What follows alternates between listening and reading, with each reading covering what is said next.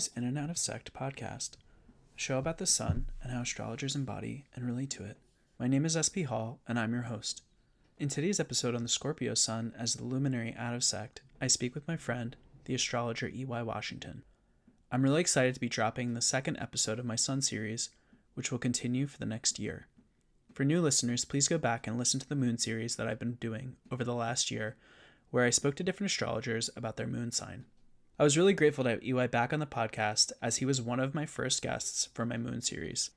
He was actually also the first person for which I ever gave a reading, which was a real honor. So this is a special episode for me.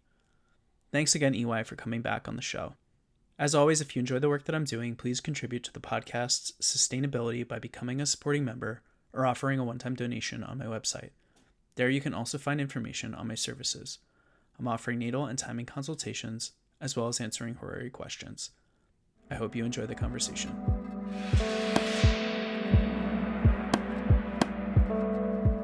All right, EY Washington, thank you so much for coming back on the show. How are you doing today?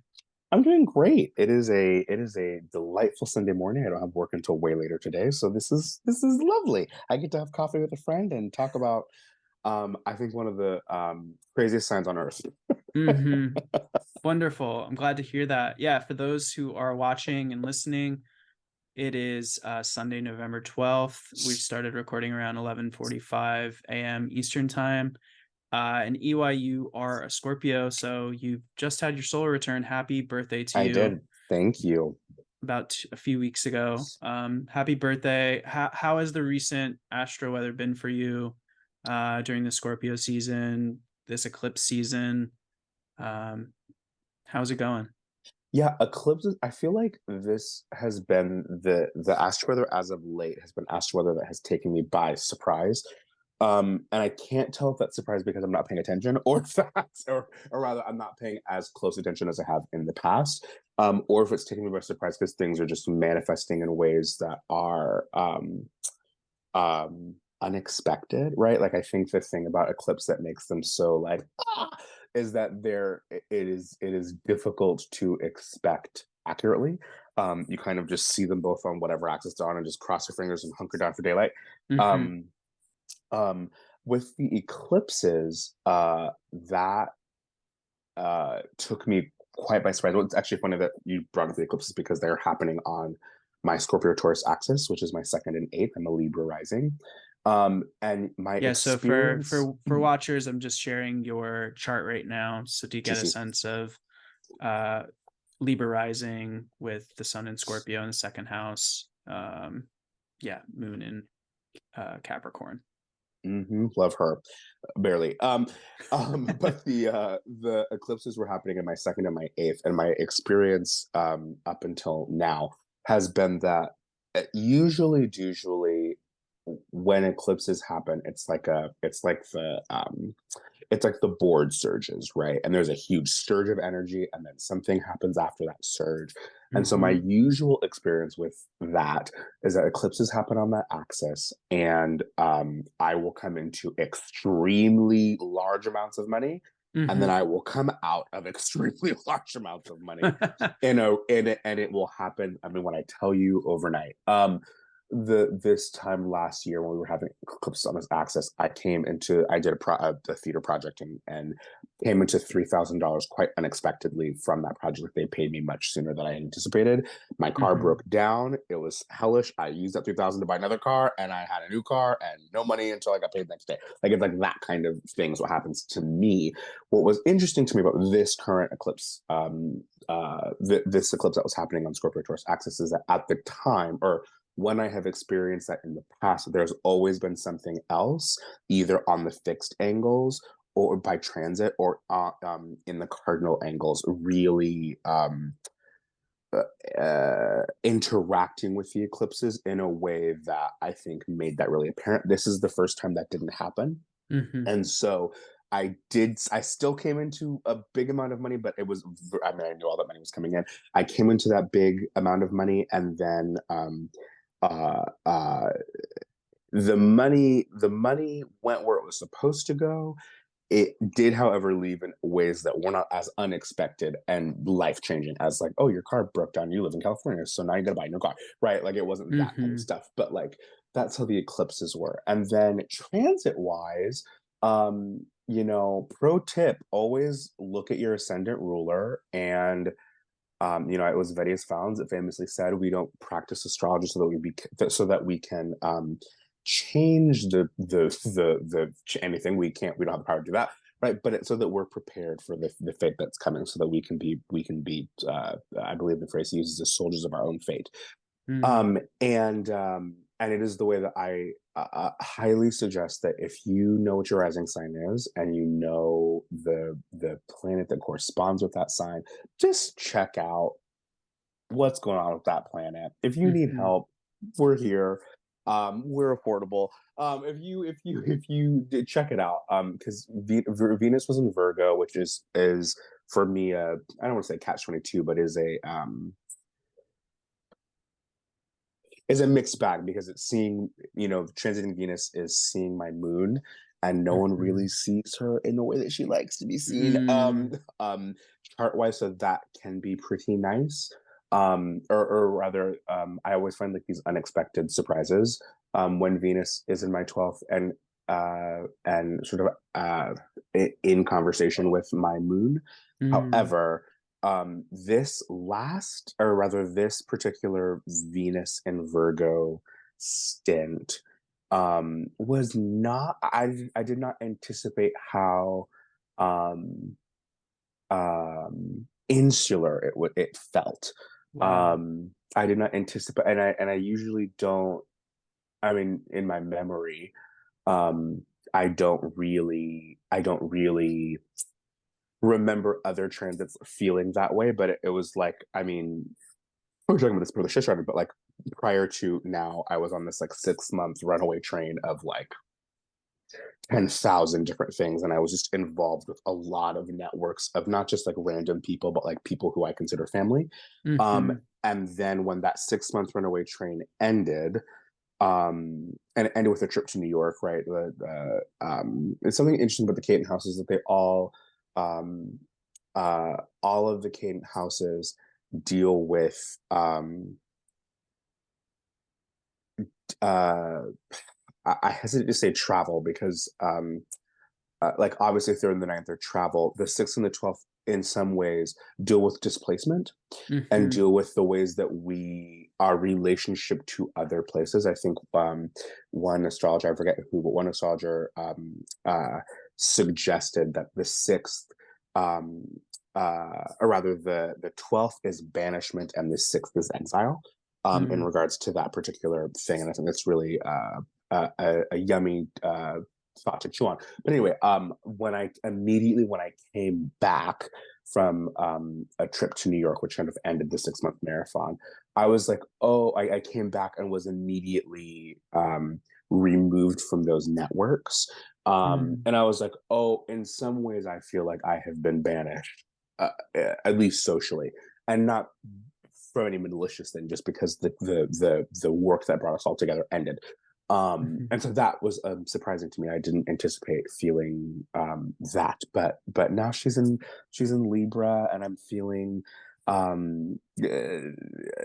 desirable and flirty and all the things that come with Venus being in her home sign. Yeah, we love that for you. And it's interesting talking about community, Venus going retrograde this summer in your 11th of community, Mm-hmm. um, and the trine that that would make to your natal Venus in Sag in your third. Mm-hmm. And then, we get Venus in fall in the 12th, and you talk about the insularity with that, and you get the square with your natal Venus, which is more tense, more difficult. And now we're back to, Venus in her day domicile of Libra, Yeah. conjoined or having conjoined your Jupiter, your ascendant, and making that sextile, which is the aspect of Venus, this positive, kind of nice, very, you talk about attraction and feels very unifying, the sextile. Yeah, 100%. It's funny that you said retrograde. I think of when Venus was retrograde in Leo for what felt like eternity. Retrogrades are so funny to me. And by funny, I mean,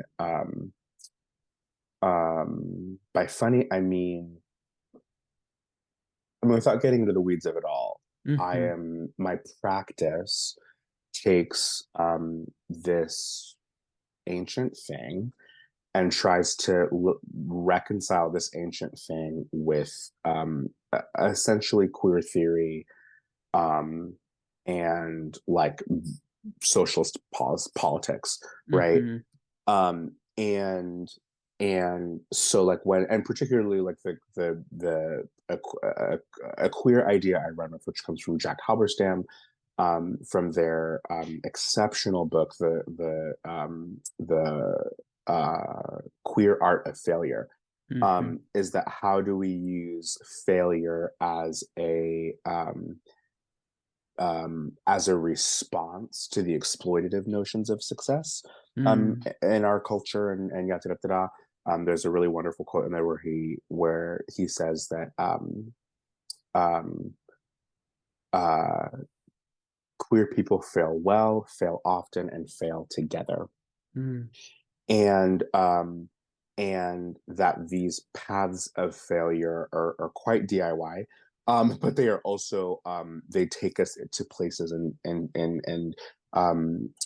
result in experiences that we may not have had we not had to go down that route. And so, looking at a chart and looking at things that we have, by and large, and I'm specifically thinking of electional in this context, right? Like, we look at electional if we want something to happen, or well, if we want something good to happen in a particular way. There are just things we avoid. We avoid fucked up moons. We avoid retrograde planets. We avoid, things too close to the nodes. We avoid, Mm-hmm. we avoid using certain houses. We avoid things being in certain houses. And we suddenly, I don't know. And there's just things we just avoid. And Right. by and large, or rather, the practice, or rather the branch of astrology I work with the most, is natal astrology. And so thankfully that means I don't have the pressure of having to evaluate a chart that way. Like, I'm fine doing it, and have no problem doing it for other people. But it means that when I look at a planet that's retrograde, I can't make the same value judgment that I would as an electional astrologer. I Right. can't make the same evaluation judgment I would as a horary astrologer, right? I can't make Mm-hmm. the same evaluation I would as a mundane astrologer, right? That it's like, how does this retrograde planet, for example, function in other people's life and function in practical and maybe not so practical ways? We are talking about retrograde after all. And I just can't help but think about, how can we take this failure, right, in our chart that's baked into the sky that's living in our body, and whatever. How can we take that failure and turn it into a path that means we're failing well, failing often, failing together? And when I think of retrogrades, that was a big long Mercury is in Sagittarius. Um, when I think about retrogrades, I think of two things. The first thing, kind of the most important thing, I think it's a planet's. Um, it in some ways, a retrograde feels like a a a check and a balance. Who put the check and the balance there? I don't know. Maybe Newt. Who knows? Mm-hmm. But this check and this balance that says, "Hey, planet, you need to go back and be." This is an opportunity. This retrograde is an opportunity for you to make good on promises you weren't able to keep. Mm. And when that Venus retrograde was happening, I was just noticing in an 11th house way and 11th house functions, like there were some things that, um I don't know, Venus went and said, "Oh, let me go back and we're going to go look at Right. that thing," Right.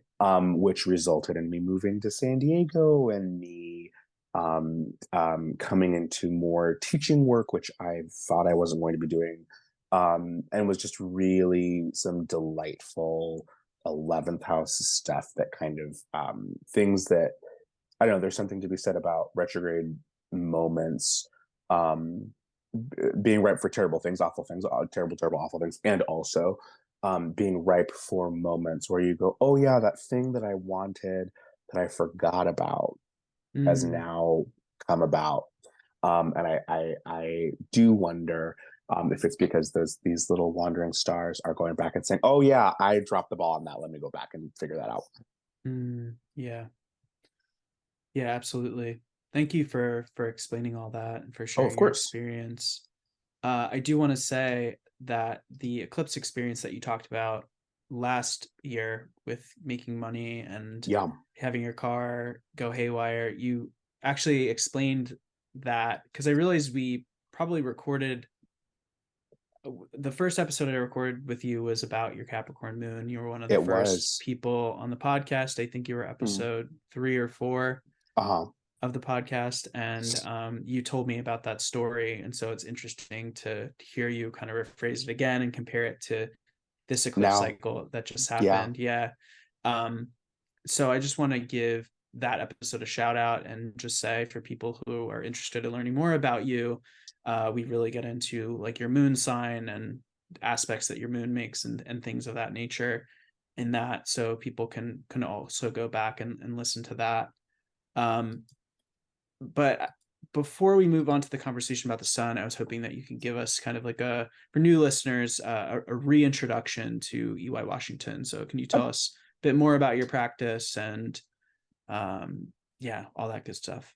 absolutely. So, kind of like I said earlier, my practice looks at astrology in a way that says, I don't know. I think there's a way that we can look at astrology, and we can say, for example, you have the sun in Taurus, and that means blank.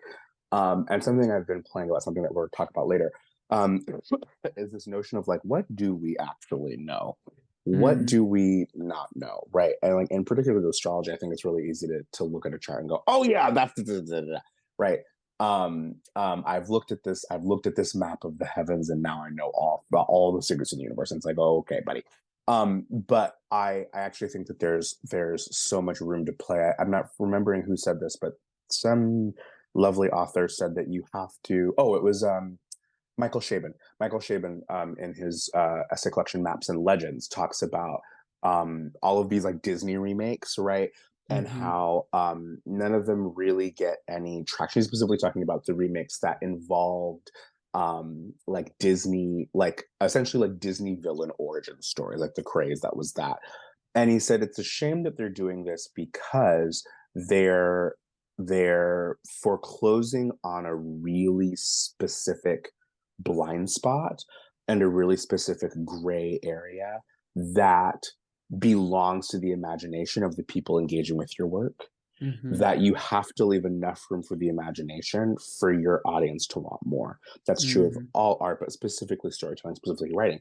And I think that the chart is the same way too, that it doesn't give us and it's so tricky because like I can say with my whole chest, it doesn't give us specific information, and then look at our entire ancient, background and go, oh, they were like determining gender of babies and finding mm, very specific lost objects and things like that. But like I think by and large, I think I can say with most of my chest that like particularly with natal astrology and particularly with people, we're given broad strokes, and the right. fine strokes can't come from us Mm-hmm. as astrologers, and we have to leave room for the imagination so they can fill in the blank, right?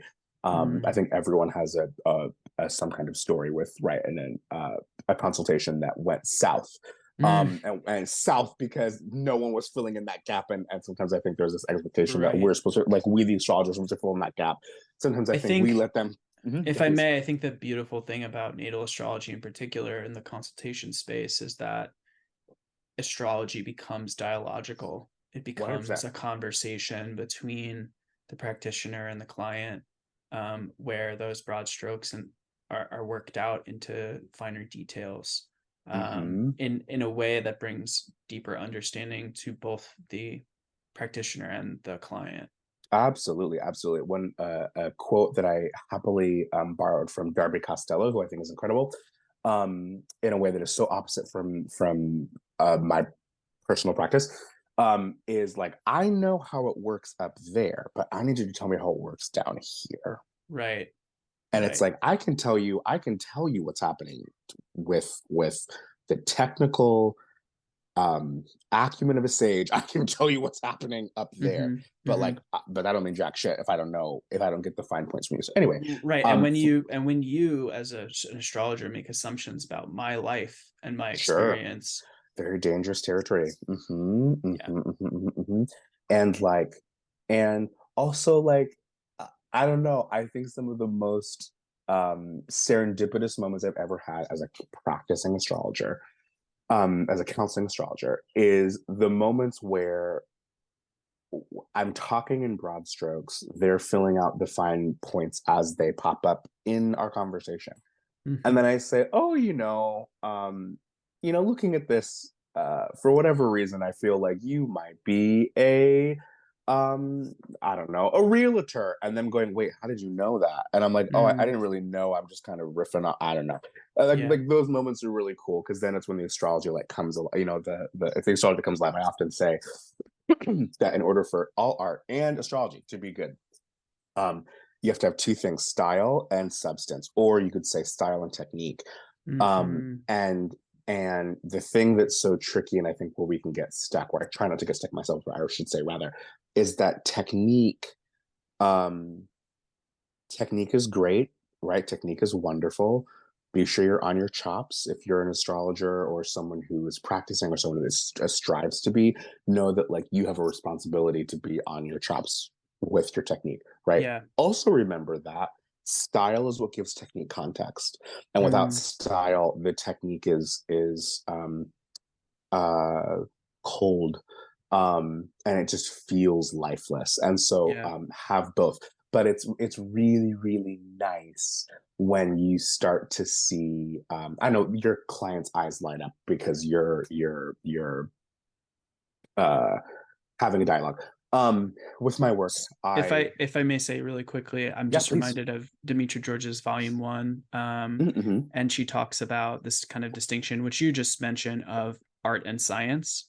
You Sure. know how like she spends several hundred pages talking about the science of you know the lunar cycle and the synodic Mm-hmm. cycles and all these things that you have to factor in, and then it comes down to like, well, you also need to cultivate the art as well.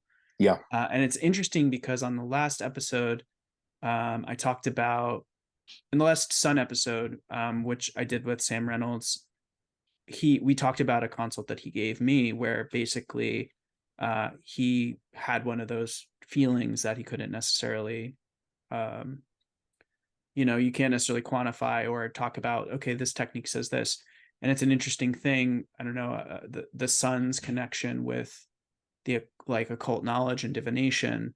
Uh, I don't know if it's just because y'all are both Scorpio suns, but Mm, you're both bringing up this thing of there's an art, there's a science, and then there's like this secret third thing yeah. called intuition or the divinatory kind of impulse or what have you that just comes 100%. through as well. Mm-hmm. 100%. There's a who is it? Ann Carson, who says that there is that Eros puts us in and not like Eros the god or the asteroid, but like Eros as an energy that exists in the world. Mm-hmm. That the erotic, one might say, creates a triangulation, and that triangulation is always the lover, the beloved, and the space in between them. Mm. And that union would be annihilation is another thing she says later in that beautiful, beautiful book, which is Eros the Bittersweet.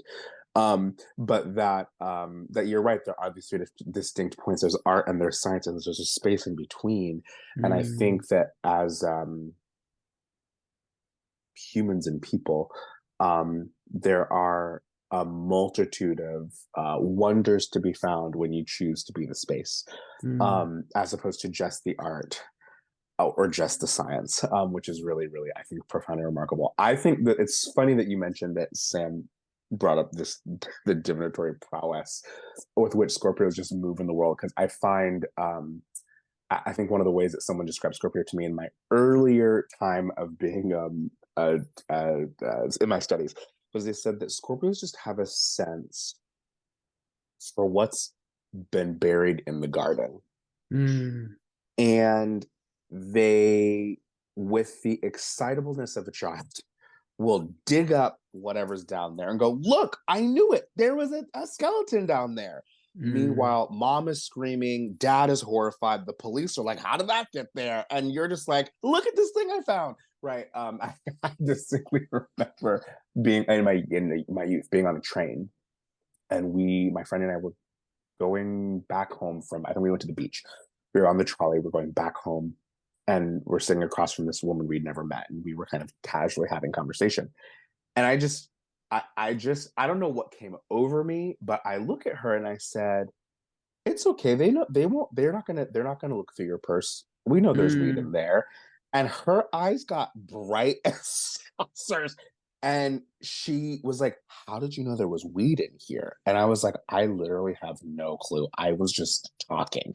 mm, I was just speaking out loud. Or there was another time where this is kind of embarrassing. This is like perfect examples of like Scorpios digging out skeletons on accident. Um, where I was at a family dinner with some family, and we're like all having a good time, passing around the food, and I look across at my brother's girlfriend, and I look at her, and I say, "Wouldn't that be so funny if you were pregnant?" And then hand her the plate, and then, and then we just keep going.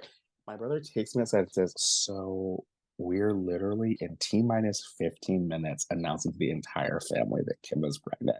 How the fuck whoa. did you know that Kim was pregnant?" I said, I literally, no thoughts, just vibes. Me being the Hmm. space, right? The space between art and science where I just do weird Scorpio things. But it's like, I Wow. don't know, one thing I tell Scorpios, like writ large, like just because you can dig, just because you know it's down there, Hmm. it doesn't mean you need to bring it up. Right. Doesn't mean you need to bring it to everyone's attention. Like I think Scorpios, by and large, are they're just like really like for me personally, and like an ethical like space where like people are on there. You know, when people get on there, like I just tell how it is. I tell the truth. Well, yeah, but the truth is supposed to make people feel shitty about themselves. Right? The truth is supposed to make people feel Hmm. terrible, like the To truth what without empathy. end? No, To what 100%. And end like are you telling the truth? Yeah. well, and like the truth without empathy is cruelty, right? And Mm, so like I think it's you Scorpios can get into really tricky positions where they may Scorpios can get into very tricky positions where people say like, oh, this particular individual, this Scorpio individual in my life, um, just tells it how it is, and hmm. they lay it to me straight, and it's like, I mean, yeah, but like also like like let's move with empathy, let's move with compassion. Mm, You see these bitches suffering, let them suffer less, please. And yeah. so yes, but there is that that Scorpio piece that like I think as I've gotten older, I've become a mature Scorpio. I know as a kid I did it all the time, and then as a young adult, again, all vibes, no thoughts. The filter is stronger. But Hmm. back in the day, it certainly was not. Mm. Yeah. So that's really interesting. I mean, I feel like you're just speaking your chart in a lot of ways. And so I want to ask a particular question and hopefully break that down a little bit. But Sure. for all Libra risings, Scorpio is the second whole sign house. And the second Mm-hmm. whole sign house is associated with your possessions, your wealth, the ways that you self resource yourself, to kind of allude to Diana Rose Harper's work, where she talks about the first and the second. Um, Mm-hmm. you have, so in traditional rulership, Mars rules Scorpio, and you Mm-hmm. have Mars perhaps quite slow because there's this trine Retrograde. relationship between, yeah, there's the trine relationship between the sun and Mars, and when the sun is in a trine relationship to the outers, those Mm-hmm. outers are around their station, whether it's the Yeah. direct station or the retrograde station, so they're slow in movement, more or less. And you have Mars right on the MC, so like it's in this place of real prominence in the world. And so I guess the question I want to ask, and then hopefully we can kind of break down what is more about what does Scorpio mean? What does the sun mean? The Mars placement. But do you find that this is kind of like this ability to look someone in the eye and be like, I know this about you, like to be able to dig up those skeletons? Do you find that as a like a resource for yourself, or Mm. how would you kind of contextualize that ability?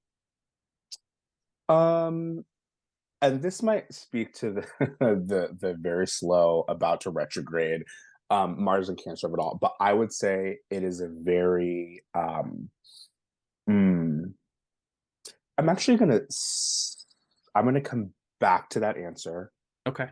by and talk about the sun for a brief moment.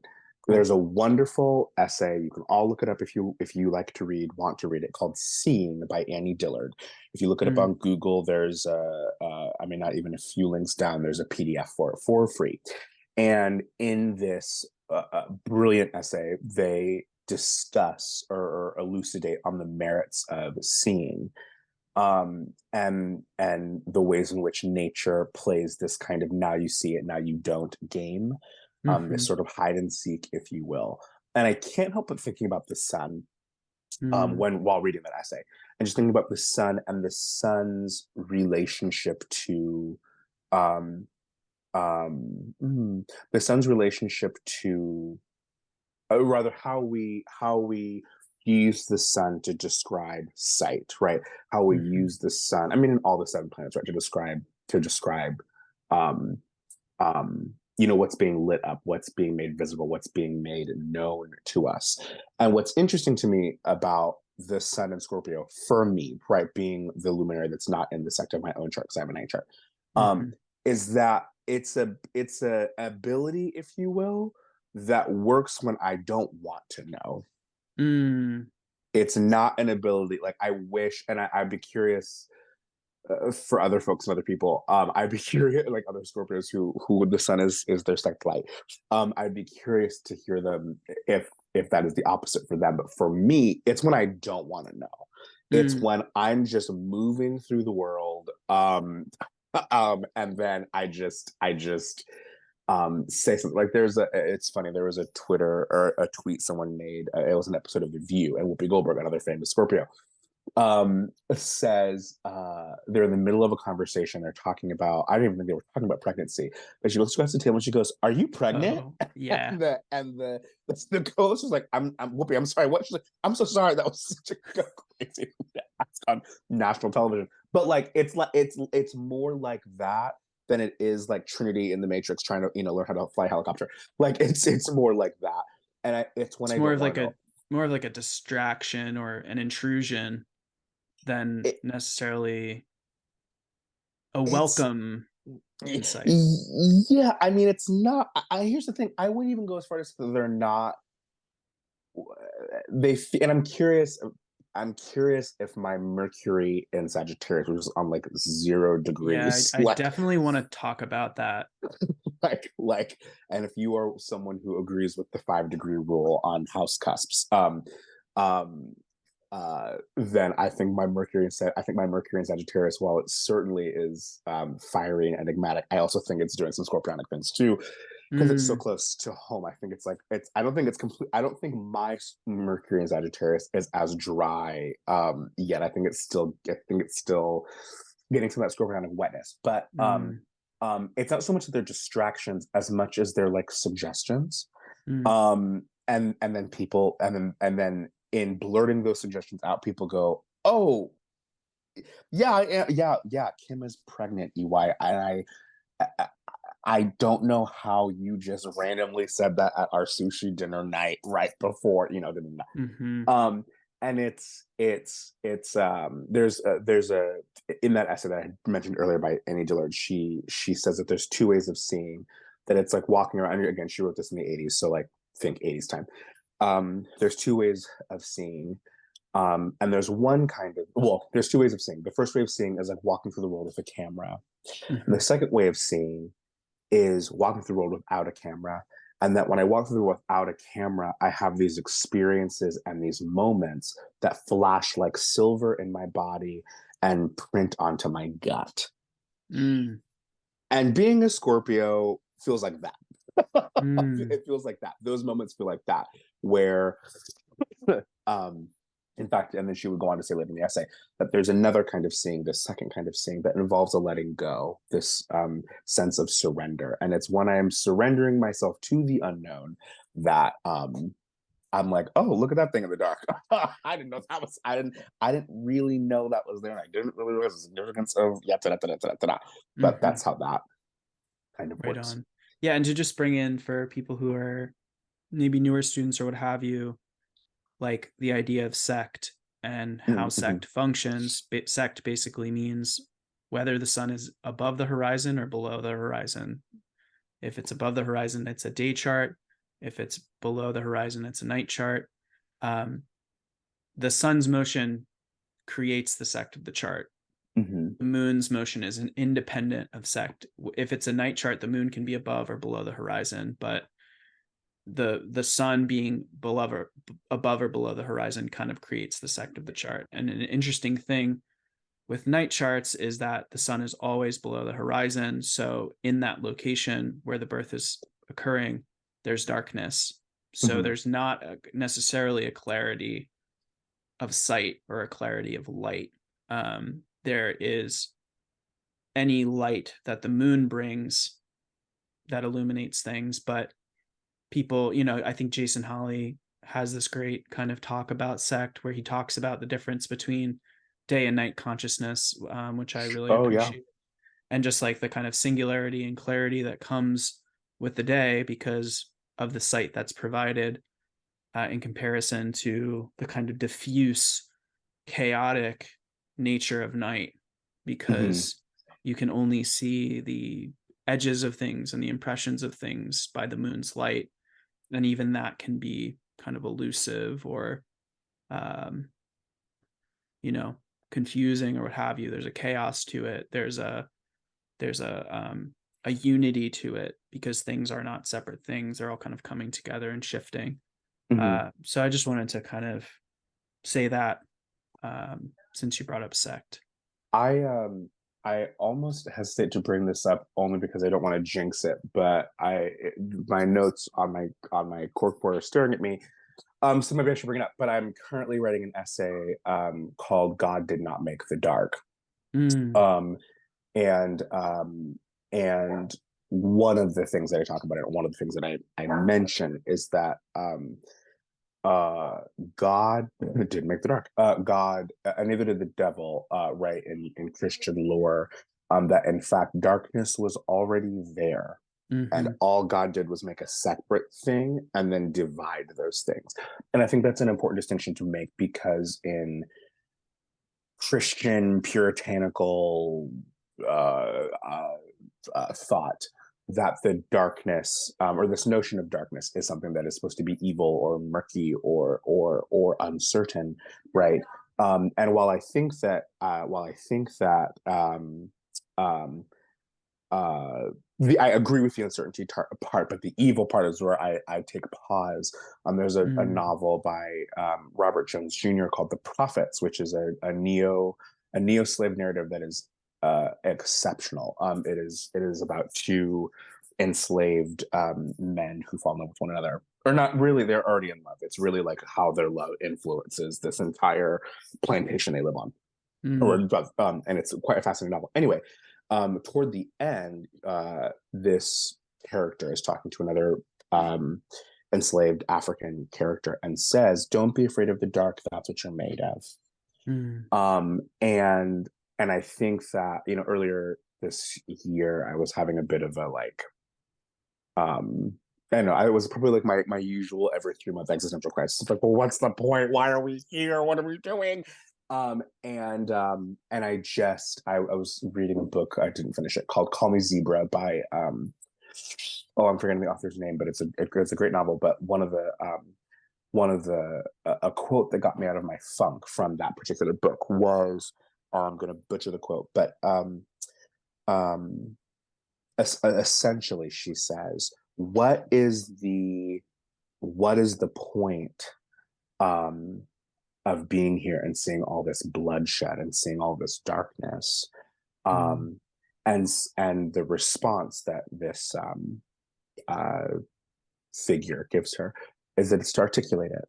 And I went, mm, whoa. Yeah, I think my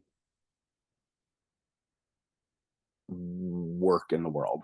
I don't think I have one. I think I have multiple, unfortunately. But I think my work in the world um, is to, I jokingly say when something goes awry, is, it's not my job to know everything. I think it's my job to burn bright in the void of uncertainty.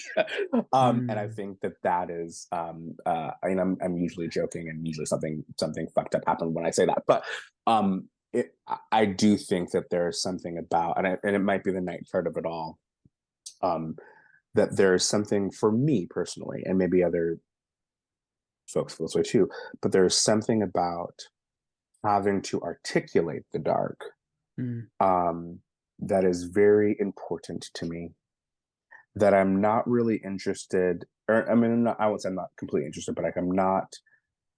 Mm, I'm curious, and I think this is where also the Scorpio piece kind of ties in. I am curious about what's happening over there in the shade more than I am yeah. about what's happening over there in the vastness of it all. Which Mm, I think also leads to like Scorpio paranoia, where you think everyone and everything's up at you. That is a true and a real thing. But when I think about the sun, for example, when I think about Scorpio, and again, I think about like my sun not being the sect leader. Um, the dark acts for me acts as a foreground that holds the light together. mm. And I would be curious if other Scorpios felt the same way. Um, um, I don't know. Yeah, I don't know if that answered your question. I feel like I took us on a road that we weren't trying to go. Absolutely. No, I think it totally answered the question, although I can't even remember what the question was at this point. But We love Mercury and Sagittarius. We were talking about the sun, my sun in Scorpio, Mars and Cancer, and this yeah. knowledge ability. That it's a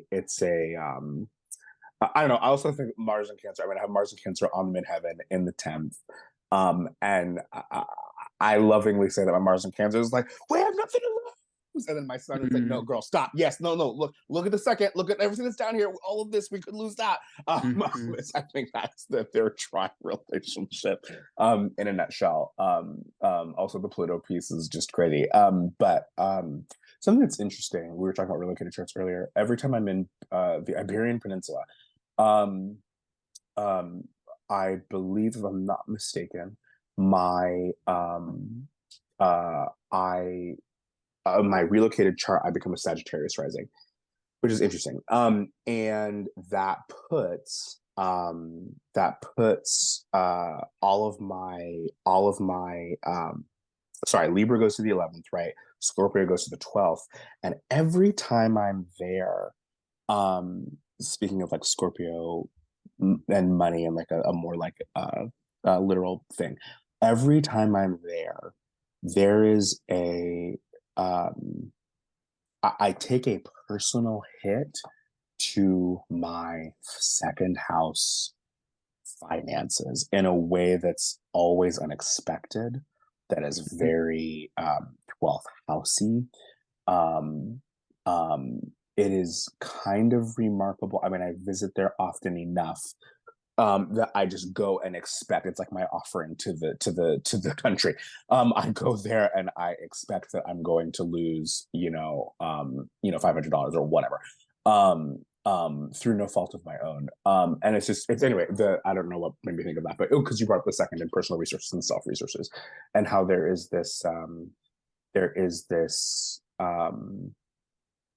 I don't know, when I think about Mars in Scorpio as compared to Mars in Aries, a Mars in Scorpio quote I say often is knowing when to leave may be the smartest thing that anyone can learn.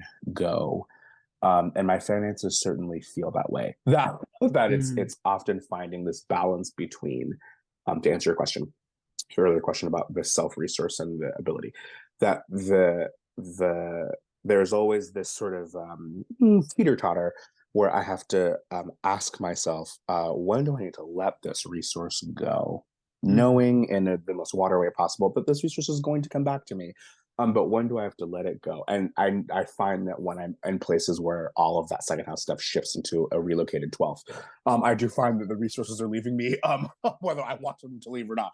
But yeah, Barcelona, love being there, favorite city in the world. But it certainly comes with a price. Seeing comes at a pearl of great price. That's usually my wallet. Mm. Yeah, so with, talking about seeing and the sun's association with sight, I'm just curious to hear more thoughts about what you think or like what you've seen the sun meaning astrologically. And then a little bit more Mm-hmm. about like what you feel like it means for you. Like what does it mean for you for the sun to rule the 11th, for each rising sign, the sun rules a different house, and that's going to mean that the sun has a different relationship to a different topic in the life. Mhm. Um, and the sun also rules your lot of fortune. So I'm just curious if you can share some sun thoughts for Of us. course. I think, and I'm absolutely borrowing this idea from Jennifer Drame. That the sun is often pegged with being the center of attention, with being gluttonous for being seen, which is has always been kind of curious to me as someone who like steps outside and looks at the sun, and I'm like, I don't think anyone is having that kind of relationship with the sun proper. So Hmm. I don't know why we make that association in that particular way. But something that Jennifer Drama said in a podcast, I believe it was Kira Taborn's astrology podcast on Fire, is that she said that the sun is so generous with its light, Mm. and that when we talk about the sun, we're often talking about courage and strength and identity and wanting to be seen against it. And I think all those things can be true and are true at times. But I think one thing we forget to talk about is how generous the sun is with itself. Mm. For me, with the sun um, ruling the 11th and in my second, right, which for me, I think from a traditional standpoint, right, like the second is the house of livelihood. One might say where you build your life. I take that further, even further, and I say that the second house is the house of imagination. And I don't mean like draw a picture imagination, although I think it can certainly include that, but imagination in the way that the imagination is the inception of how we build the world around us. Hmm. And that I believe it was what's her name? Adrienne Marie Brown. I believe it was Adrienne Marie Brown who said that we live in imagination warfare, that someone else imagined the world that we currently live in. And Mm. well, maybe I shouldn't say we, because I don't want to speak for you, but like there are moments where we brush up against that imagination.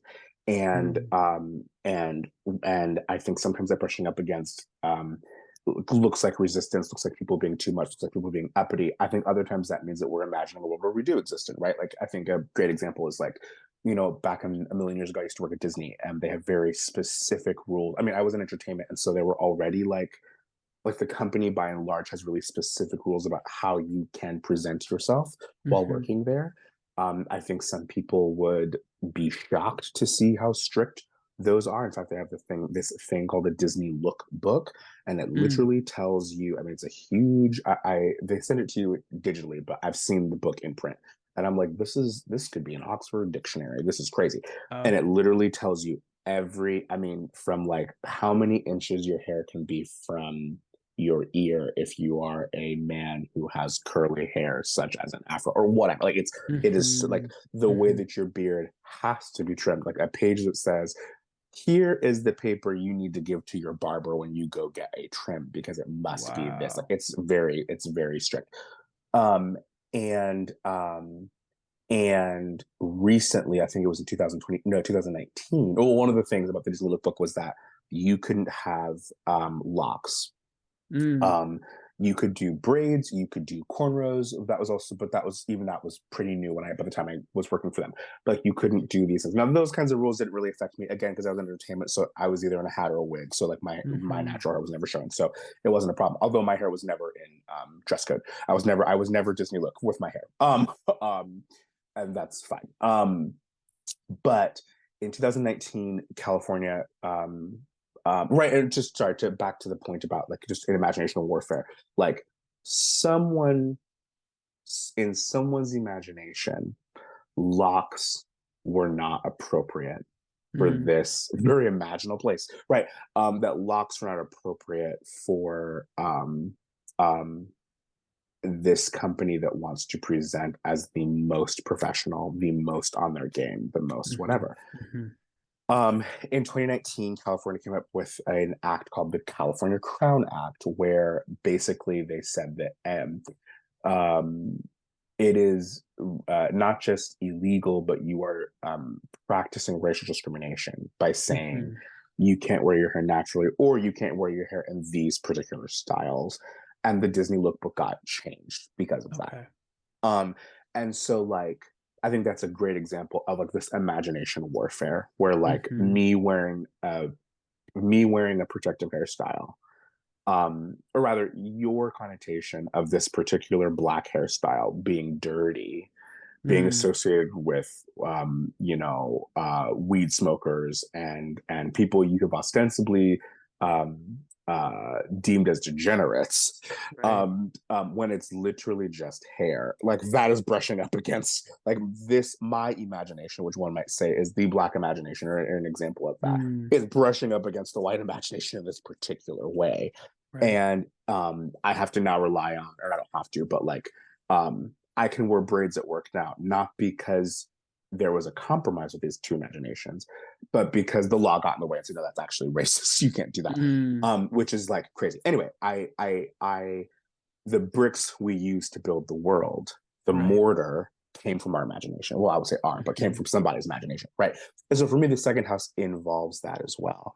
And that, I have a consult called I Won't Grow Up, or Growing Sideways, where I look at, it was just kind of this like ongoing experiment from 20, oh, was that 2021 when I did that talk? 2021, where I try to say, if the chart can represent human experience, I want to see how the chart can represent queerness. Let's go on this Mm, exploration and see how. And I look at the second house particularly for that. Also, there's just, I mean, some really fascinating history about the second house um, making money and queer life. And mm, how when, during the Lavender Scare, they went to extreme lengths to make sure that gay and lesbian people were not working, mm, that the attorney general of or rather the, I'm forgetting the language proper, but like the person responsible for talking about like health and labor in the country, that they said, if you want a healthy America, you need to fire these people from their job. mm, I'm forgetting where that quote comes from proper, or I'm forgetting which attorney general said that, but I'm quoting this from Eric Stravini's The Homosexual versus the United States, which is an incredible book if you want to look at that stuff. But there's just this historical legacy on, there's this really fascinating legacy about queer folks and their livelihoods, like being taken out of their livelihoods, but also engaging in livelihoods that deal with imagination and culture, mm, um, which is also really fascinating to me. Anyway, the second house, I think, holds all of that and all of those things. And so to have your sun there, I think, is to have a way of seeing, or a way of knowing, or a way of perceiving the world that says, how can I engage my imagination in such a way that means mm, I'm living in a world that feels a little bit more, insert sign, right? right. Insert house ruler, right? For me, I find that I don't know. I mean, it's something I say on a pretty consistent basis is that your care and your ability to care stops at the boundary of your imagination, right? Mm, That like back in, oh, what was that? Well, I mean, it's been kind of, well, that's a long time. It's been happening for a long time, but like there's a book by Lisa Duggan called Sapphic Slashers, and it talks about the rise of like the concept and the word lesbian rising in America, in the South, its relationship to violence and American modernity, right? Simple read. And mm-hmm. in the book she describes all of these queer women going to court because one was either physically assaulting their partner or emotionally assaulting their partner, or psychologically rather. And the amount of cases that were thrown out because the judges said, and I quote, we don't know who the man is. Mm, And a relationship between two women must be perfect. No violence could occur because women aren't violent. So I'm throwing this mm, case out. And it's like, whoa, uh, how you could sit there and look at a woman battered in your courtroom and say, I don't know, my imagination does not have room for you. mm-hmm. Therefore, I will not provide the care that I'm supposed to be providing, to Mm, me is insane.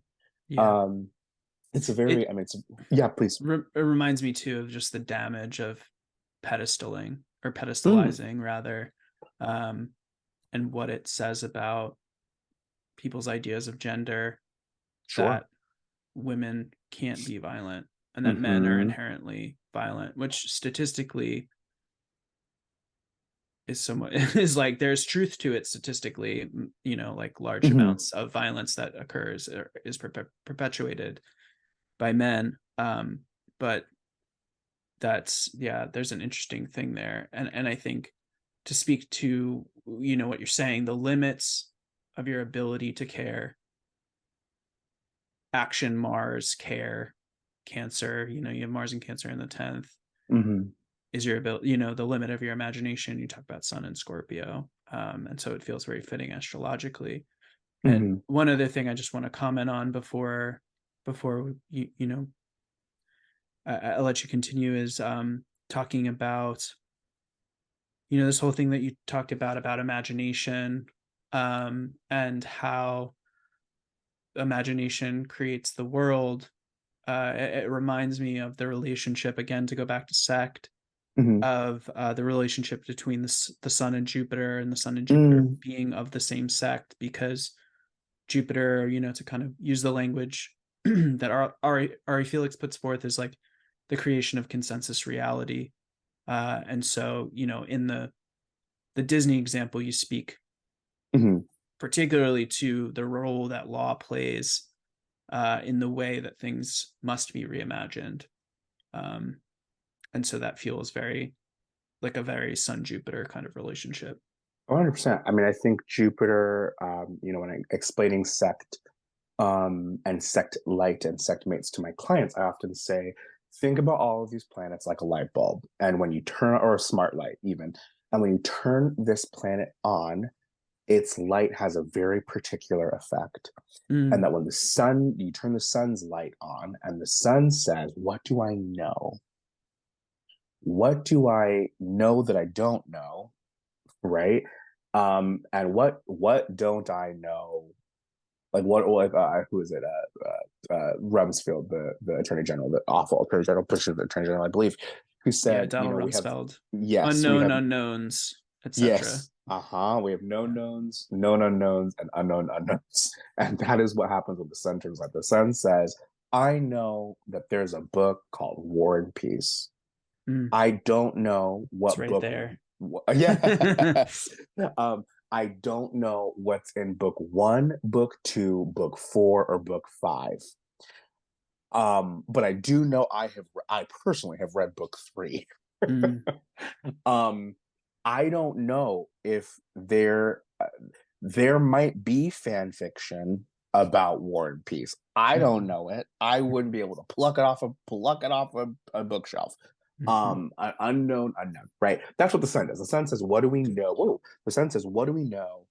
What do we know? What's there, right? Jupiter turns its light on, or you turn Jupiter's light on, and Jupiter says, okay, now that we know what's there, what's possible? What mm, can we do? How can we yada, yada, yada, yada. Um, without getting into the weeds of it all, I think we often talk about excess and Jupiter in a way that I find, my brain's saying disturbing, which is a dramatic word, but that's not mm, that's not the word I want to use. My brain wants to use it, but that's not the word I want to use. In a way that I think is puzzling, because when you look back at the tradition, and I'm someone who's interested in mm, like Demetra George, I am interested in the development of significations. Like, how did we get here? right. Um, um, how did we get from children to creativity regarding the fifth house, for example?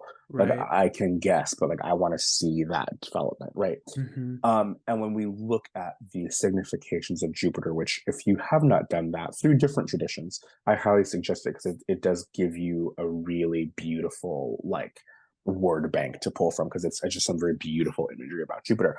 But uh,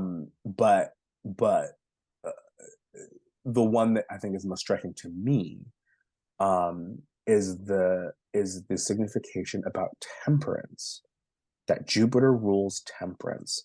So how do we get from temperance to excess? I have Mm. many thoughts about how that happened.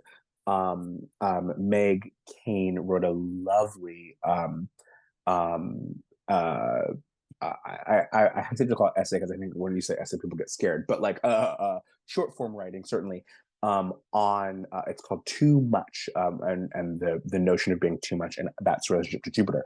But I bring that up to say another Adrian Marie Bronco, which is so funny because I'm not the biggest fan of them, but they're popping up a lot.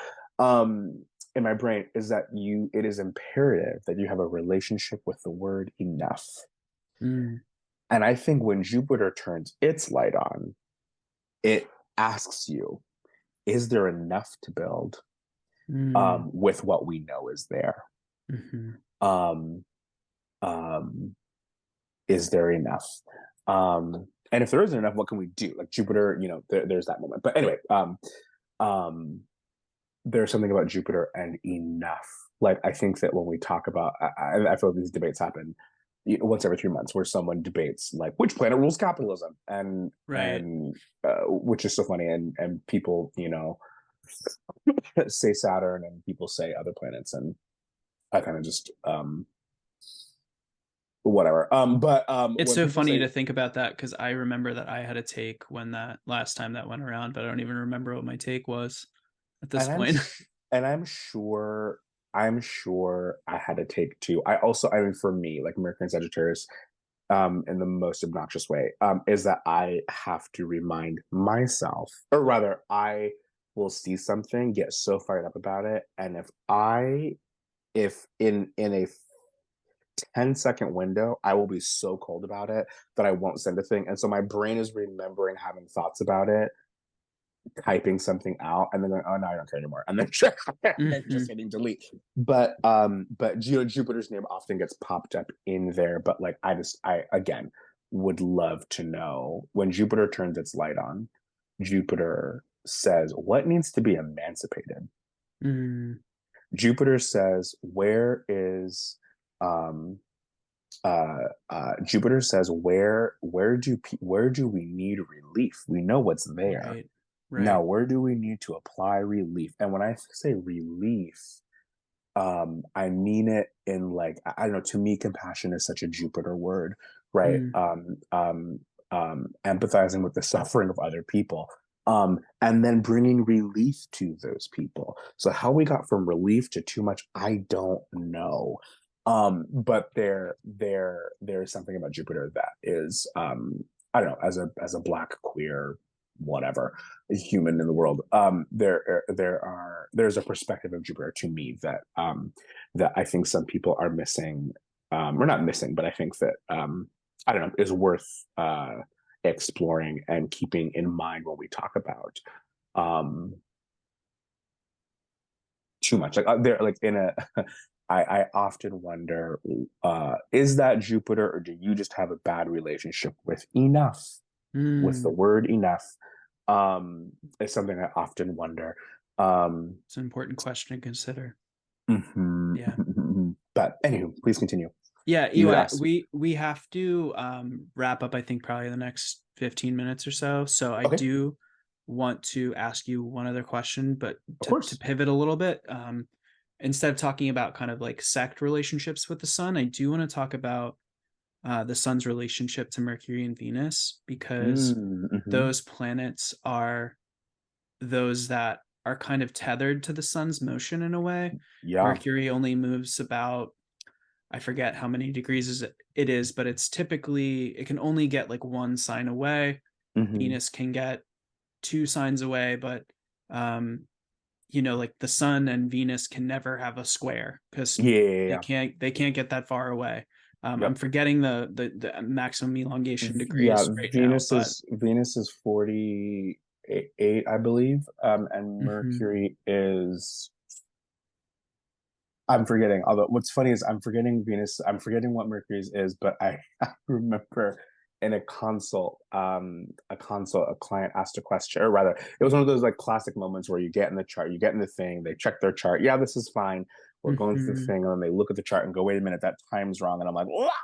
Yeah. And it wasn't so wrong that we needed to stop the session and redo it. Although that's of a pro tip, just always redo the session, just redo it, just Mm-hmm. redo it, redo it, redo it. Mm-hmm. I did not redo it. I said, no, it's fine. I'll just calculate it in my head. Anyway, they had asked me a really specific question about where their Mercury was 7 days prior to their birth, and what I had in front of me was wrong. So I'm like, Mm. oh, you know what? Give me one moment. I'm going to turn off my camera and just figure that out. Give me one moment. I forget to. And they just got to see me go, okay. Yeah. And then I look down and they're staring at me.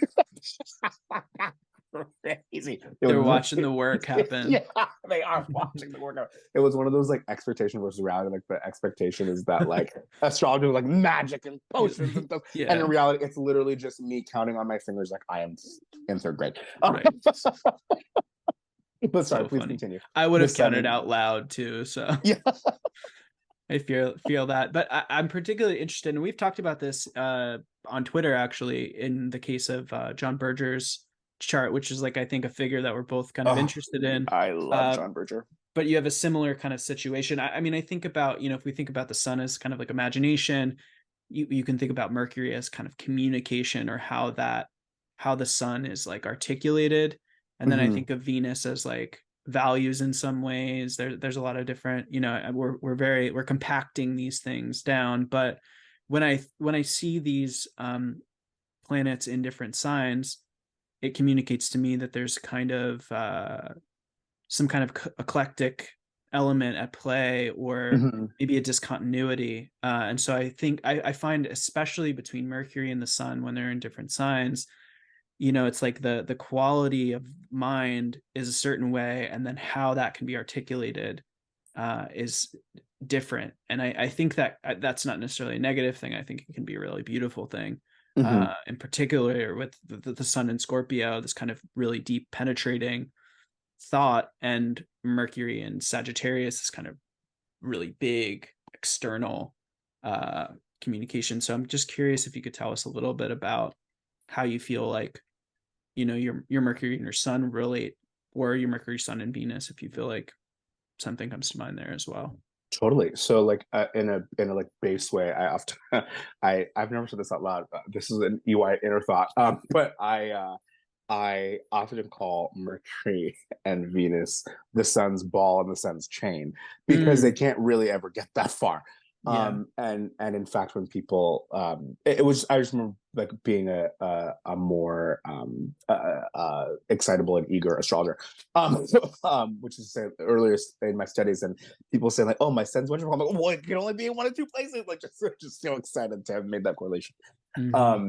Um, and I think like visually speaking, if the sun is like the king, if we take that particular metaphor, the Mercury seems to be its herald, right? If you think Mm, about Brandy's Whitney Houston and Brandy's Cinderella, it's like the prince needs to find a wife or the whole kingdom will be ruined. What the people hear is the prince is giving a ball, right? And that's mm. Mercury. That the sun has its own like specific agenda that is, whatever, whatever, whatever. But Mercury is your Olivia Pope, right? It's your fixer. It's spinning this private information in a way that makes it right common. That's actually one thing I love about Mercury, and something I think that we it's easy to overlook in delineating Mercury is that, remember that, like, if we take who did it? I think it was Pretorius, and then Chris Brennan, Pretorius of Egypt, came up with like verbs, so to speak, with all of the different planets in these particular signs, and then Chris Brennan like fleshed out, if I'm not mistaken. But Mm-hmm. for Gemini, he gave argue, and for Virgo, he gave destabilize. And I think we often take Mm, those verbs and run with them, but we forget to what end. That in Gemini, Mercury is arguing to make something common, which is to say mm. not cheap, but to make it accessible. Right? Mercury is a socialist. In Virgo, she's destabilizing, not because she's trying to cause chaos, but to make it common. Right? I believe it was King Louis XIV that had some really beautiful Virgo Scorpio things happening with Leo as well. And I'm forgetting the chart off the top of my head, but his big thing, his big contribution to arts history, the performing art history rather, is that he made classical ballet common. He didn't codify it himself, but he made it a common practice that would eventually be codified, right? All that to say that Mercury's job, one might say, is to argue and destabilize, with the hope or the means that it makes that thing it's arguing about and destabilizing common for everybody.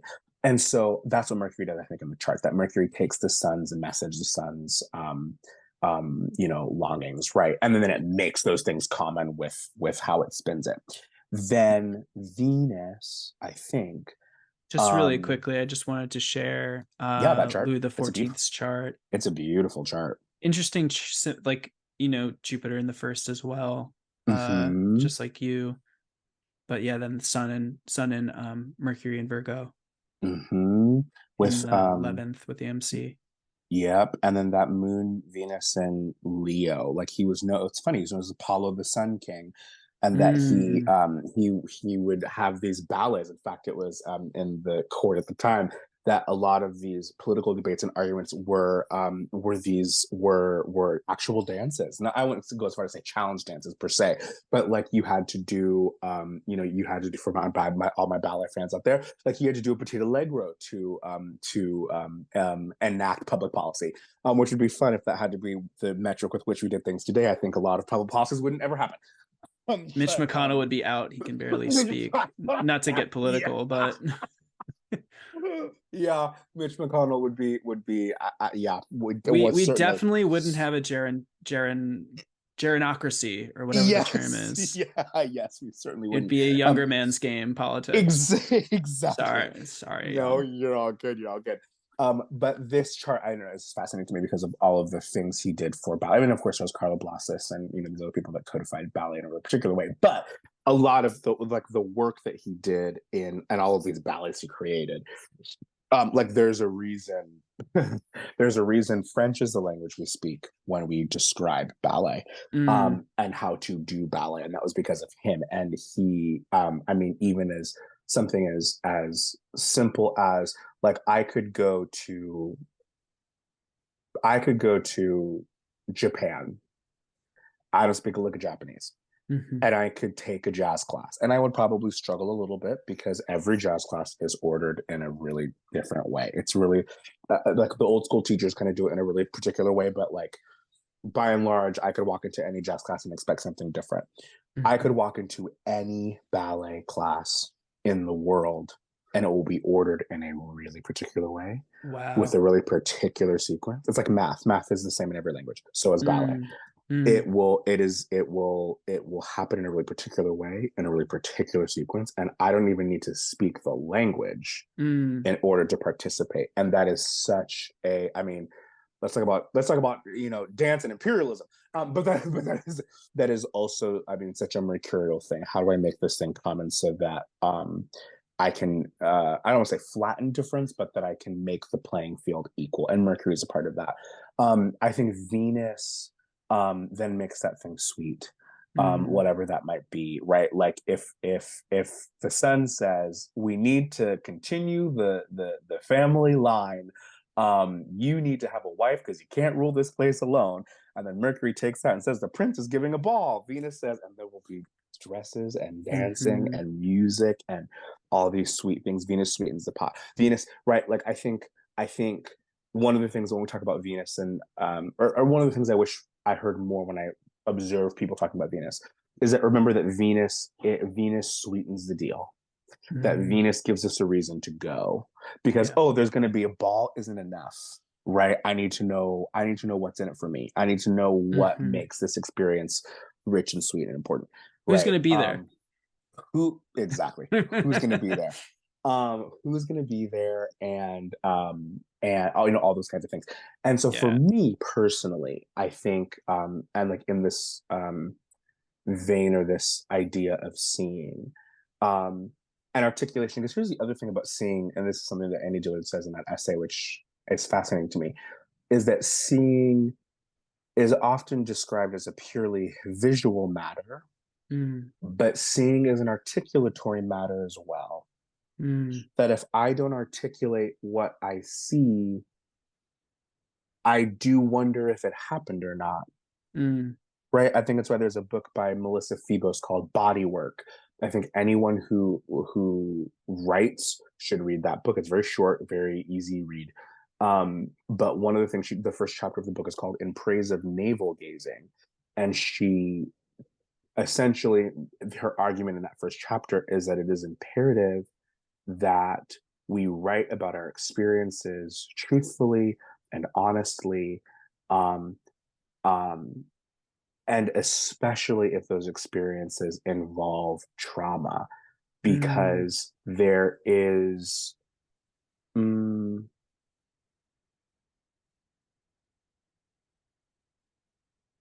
because I don't know, trauma unarticulated, and when I say unarticulated, I don't mean like not published. I mean just trauma that we don't speak about or Mm. speak to, Yeah. that just stays in the brain with no words, is really, really can be dangerous, only because our brain, in an earnest effort to protect us, will tell us that that never happened. Right? Mm. I think about some of my own traumas and the way my memory has, it almost feels like a dream. But Yeah. I'm like, no, I know that that happened. In fact, there's a Leverage Discourse by Roland Barthes. He has a section called "Exercising Demons," and what he says is to exercise a demon. And what else would a demon be other than a demon of language? Is to write it out, right? That you need Mm. to write out these things. Um, there's something that dies when you write, and the only person who can bring it back to life is the reader, right? The death of the author, birth of the reader. Mm. um but that we have to, like, when things are tricky and difficult, you have to articulate them. um and there's something about the power that those things have over you that weakens when you do. um and I don't know, that just seems really, really ripe to me. I don't know where I was going with that thought, but so Absolutely. anyway, seeing being a matter of articulation, that like I have to articulate. There's a quote from the essay that I like it. That she says, she does a whole, I mean, in the essay she talks about like blind people having just gained their sight and Mm. how they describe the world around them, which is really fascinating stuff to read. And one of the things she says is, sorry, all my things are falling out of my ears, out of my desk. No problem. One of the things she says is, like a blind man at a baseball game, I need a radio. Mm.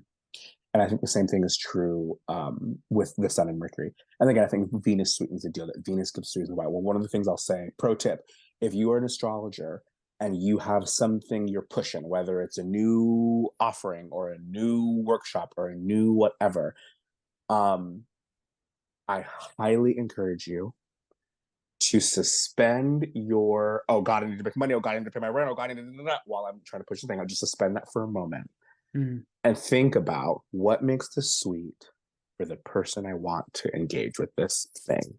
Mm-hmm. And I promise you, people will show up. Yeah. Because people want to know, and it's just human nature, what's in it for me. Right. And then once you figure out what that is, make it very easy for them to get to that thing. Don't make it harder, because they don't have user friction. Anyway, for me, how do I think that works? I think my Sun in Scorpio, like you said, is penetrating, is cares about intensity. Mm-hmm. And I think Mercury, um right, if Venus is one-on-one connection, Jupiter is abstract connection. I'm of course bringing up Jupiter because Jupiter rules Sagittarius, and that's where Mercury is, and Mm-hmm. they're in a conversation with one other. And so I find that my Mercury, there's actually one of the reasons why I love John Berger, is that John Berger, and in some ways my own self in different ways. And just to um make a note really quickly, his yes. book is called Ways of Seeing, Oh yes, it is called The Ways of Sin. which It sure is. kind of assumes that there's a multitude of ways. Yes, Anyway. and that we have been, um I mean, earlier we were talking about, before starting this episode, we were talking about the being in an economy of like tension, that we're Mm-hmm. trying to get, that there's an economy of attention, and we're trying to keep people's attention. So there's not enough content. There's more than enough content. It's what content's going to keep your attention. And I Right. think in a similar way, one of the things that John Berger implies is that we've been trained to see in a particular way, Right. and that there are, like, one of the things he thinks about, I think about this with Venus all the time, is that he says, we wanted to see, he's referring to visual art, like paintings particularly, we wanted to see women naked, so we drew them. Right. And then we put a mirror in their hand and called that painting vanity. And Hmm. I think about that in relationship to Venus often when Yeah. we talk about not just Venus and beauty and the way we present, but I think about it in the way of the mirror, and the glyph in particular, and that, like, um, what what are the ways? Oh gosh, what are the ways that we're doing the same thing, right, with Mm. Venus, that um, art world has done with women and all of this stuff? How have we taken a desire, um, or where is this double standard happening where men wanted to see women naked, so they drew them naked, and then to distance themselves from that desire, they put a mirror in her hand and called it vain, Hmm. and by extension called all women vain, right? What are the ways in which we do that with Venus, if we're doing it at all? Sorry, I have a post-it note. No problem. Vanity, as in, what I wrote was, vanity as a sin equals vanity as a sin, right? Um, Equaling Venus being crazy. Are we being Mm. anti-feminist by saying Venus is a mirror? Is what I wrote down. Mm. Um, Yeah, just some thoughts about that too. Astrologically, I think assuming the sextile is a weaker aspect because it's mm, of the nature of Venus, mm-hmm, and assuming Venus as the lesser benefic, and therefore her effects having uh, a more transitory beneficence or mm-hmm. less impactful effects long Yeah, term, potentially things to some think ways, about. No, things to think 100%. about. In a in Yeah. a in a to that, because I've that's something I've been reckoning or wrestling with for a while. Yeah, I'd love to, And because I actually have to wrap up. okay, Unfortunately, I could talk to you all day, but no, unfortunately I totally. have to go. So I'd love to hear if you have any closing thoughts on the sun, or just anything we're kind of talking about, if you want to tie any loose ends up. Yes, I think that the sun. Two things are coming to mind. First and foremost, that the sun and Kazemi. We often talk about the sun Mm, and knowledge, and the sun and knowing, and all of that stuff. But that we also forget that there's a darkness to the sun, and I don't mean darkness as in evil or bad or dark house or anything like that. I mean a darkness like there is an unknowing piece to the sun, and that is Kazemi, right? mm, That when a planet is in conjunction with the sun, there's a burning that happens, and I think it's important to know that burning hides what burns, um, mm, and that even in the sun there is obscuring that can happen, that we can still be blinded by light. mm, The second thing, I think, in a practical way, I think this might describe the dichotomy between night and day as well, um, um, is that the sun identity is so important, mm, and being affirmed in your identity is really, really important. And also how it feels to be who you are, which is to say subjectivity, right? Which some might describe objectivity and identity as a diurnal thing, maybe, and subjectivity as a nocturnal thing. That the nocturnal part is so important. That the earlier I mm-hmm. had said that style gives technique context. The same thing can be said of identity and subjectivity. How it feels to be who you are is just as important and gives context to who you are. And I think that might be a really interesting way or angle to think about. Oh, geez, to be thinking about the sun and think about its relationship to the night. Mm. But yeah, those are my closing thoughts. Amazing. Thank you so much, EY. EY, where can we find you? And is there anything you're working on that you'd like to share with us? Yeah, you can find me on for booking stuff. You can find me at www.letsembodyheaven.com. And I can be found at EY Washington on Twitter and Instagram. I don't use Facebook. But that's where I can be found. I'm currently, I also have a Substack. It's called nomorefaggots.substack.com, Mm.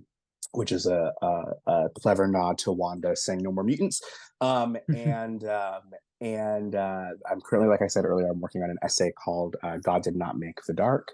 And that should be coming out very shortly. I also do a lunar horoscope there called The Good, the Bad, and Everything in Between, where I talk about the moon in a very mundane sort of way. And then I do like a little missive, monthly missive there. But yeah, you can subscribe to that via your email, and it goes right into your inbox as soon as I post stuff. Amazing. Again, thank you, EY, so much for coming on the show. It's a pleasure to have you back. I hope to talk to you again soon. Of course, it was a pleasure. Thank you for having me. Okay. To support the show by donating or becoming a member, please visit my website, which is linked in the show notes. And please subscribe to the show wherever you listen. You can also find me on Instagram and Twitter. See those links in the show notes as well. If you have any questions or feedback on the show, please feel free to contact me via my website or email me at spallhorary@gmail.com. In the show notes, you can also find links to astrologers and resources that we touched on in this episode. Thanks for listening to the show. I'll see you next time.